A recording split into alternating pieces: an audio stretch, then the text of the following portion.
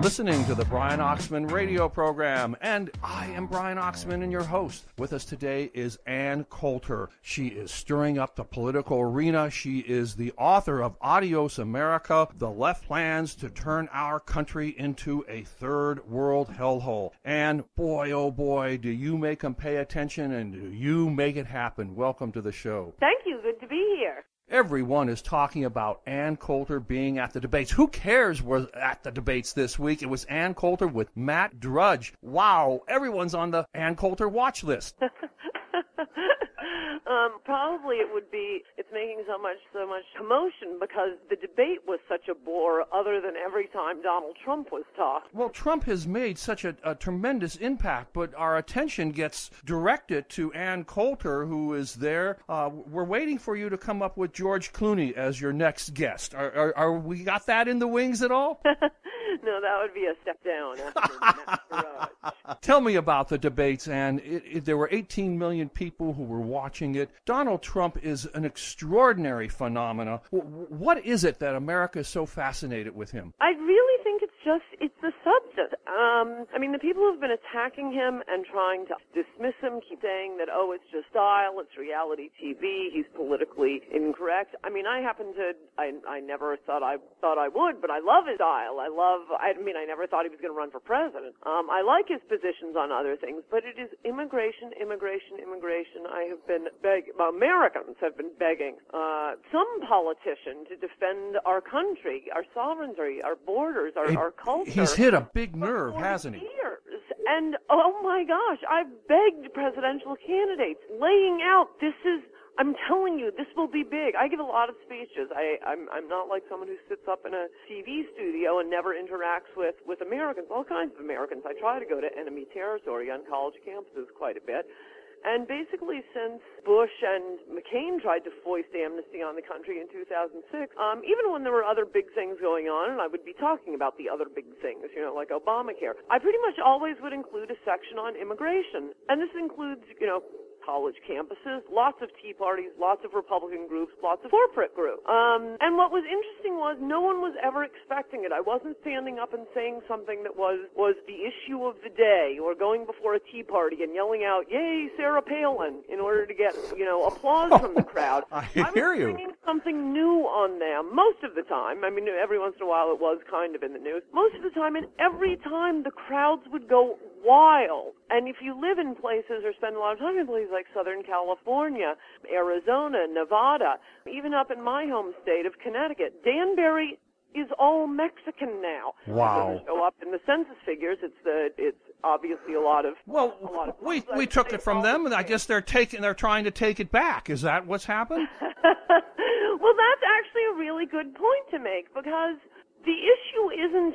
Of course, the response is always racist, bigot, Hitler, George Wallace. No. In fact, we're the ones who want diversity. Can't countries be different? Do they all have to be the same? Yes, you can. This isn't against any particular ethnicity, although Mexicans are the largest group of both legal and illegal immigrants. The point is, in order to assimilate people to our cultures, countries do have different cultures, and one of the big ones for us is we have a very free country, the freest in the world, the least status. By definition, any immigrant we take in makes this country less free and more status. And you can assimilate lots of people, sure, but not this many coming in at once and living in their own ghettos. And I mean that in a literal sense, not a pejorative sense, with their own street signs and languages and foods and customs. And I don't mean just Mexicans, I mean Somalis and Russians and Cubans, all sorts of people. It's an amazing electorate that we have. Can we take a quick break? And I want to come back to you and ask about your comment on the ringers for the Democratic Party. Take a station break. Excellent. We are listening to Ann Coulter. She is the author of Adios America, The Left's Plan to Turn Our Country into Third World Hellhole. Here on the Brian Oxman Show. Stay with us, and we're going to be right back.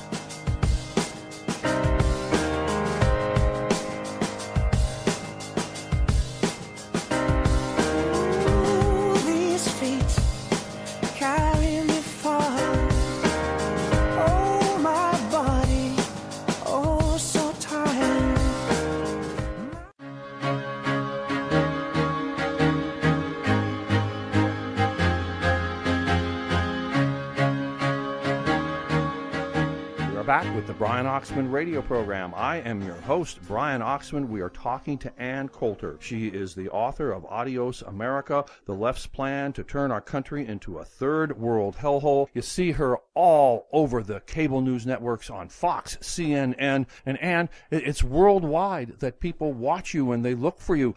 You're one of the main political commentators in the country. How is it that you got to this status? Well, these days I'm feeling like it's because I've never been a follower. Absolutely. I didn't have a TV until a few years after law school, but I was a political talker, an obsessive, and history major, and I've just often found myself, and I certainly have here with immigration. Yeah, like E.F. Hutton. When E.F. Hutton speaks, people listen. When Ann Coulter speaks, people listen. And I wanted to talk to you about your brand new article you wrote that it's time for the other 13 candidates to step out of the race and to drop out. You say that what's happening here with Donald Trump is he's putting his finger on the pulse of America, and he has said that the illegal immigrants are ringers for the Democratic Party to bring in new votes for the Democrats. How does that work? Well, it probably should be said for those of you who haven't read Adios America, people sometimes get their hackles up whenever immigrants are talked about and, start droning on about their grandfathers at Ellis Island. And the point is, we're talking about Teddy Kennedy's 1965 Immigration Act.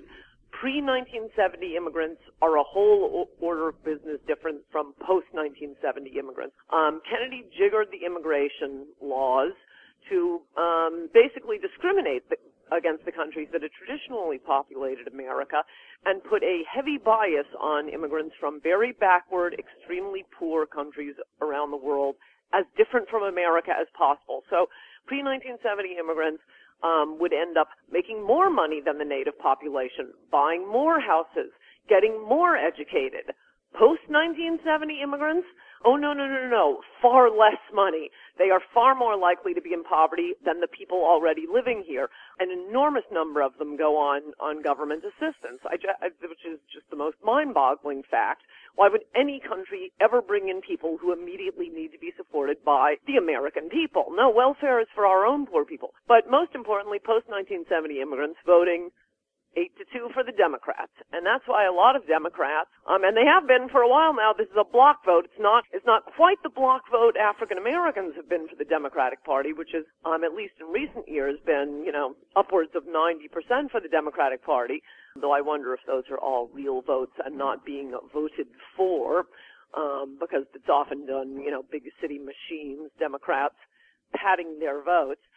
In any event, 8-2 for the Democrats, and my whole life I've been hearing Republicans, their only response to this demographic disaster for the Republican Party, where the entire country becomes California, the state that once produced Ronald Reagan and Richard Oh, Nixon. Yes, our favorite sons. And Republicans can't get elected. They just keep saying, I believe in the power of our message. Well, okay, I've been hearing that my whole life about how Republicans are on the verge of winning back the black vote. Why don't you start with something simple, like the black vote, and then move on to the post-1970 immigrant vote? Wow. There is a great statement that you made. You said, today's immigrants aren't coming here to breathe free, they're coming here to live free. And I think that's got a line that makes some resonance, doesn't it? Yes, and this isn't just a line. Part of the way our post-1970 immigrants did turn out to be not only such wonderful Americans, but just great for the world, is that 30% of immigrants pre-1970 went home.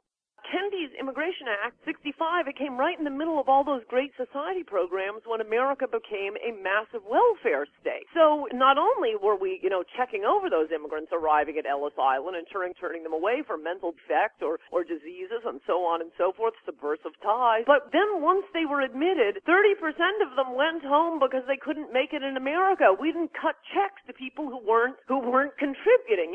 We're a young, powerful country on the way. Our position was, you might not fit in here. We're moving fast in this country. If you're from a backward culture or can't make it, you might want to try smaller, more boring country first. Wow. There was a great statement you made about the debates this week, and it's hysterical, actually. You said, we learned from spelling bee champ Rubio that the nuclear triad refers to that field where we have to have the ground forces, airplanes, and submarines. Wow, isn't that fascinating? And Coulter said, having learned it, I now have to exercise it from my brain, as Sherlock Holmes would say. Useless knowledge. Why do we get all so hysterical over these kinds of little trivial things?